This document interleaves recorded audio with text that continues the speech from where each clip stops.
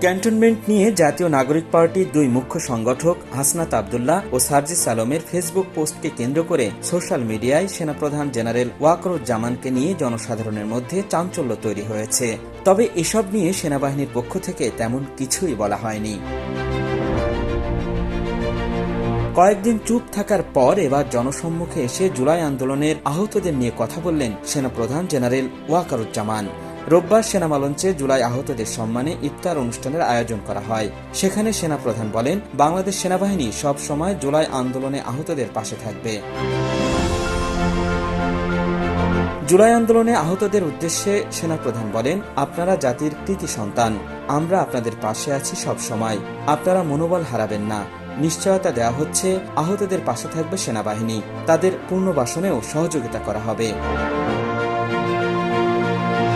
ওয়াকারুজ্জামান বলেন, সেনাবাহিনীর পক্ষ থেকে এখন পর্যন্ত 4200 জন জুলাই আহতকে চিকিৎসা দেওয়া হয়েছে। এই সহায়তা কার্যক্রম চলমান থাকবে। আল ইমরান, সময়ের আলো।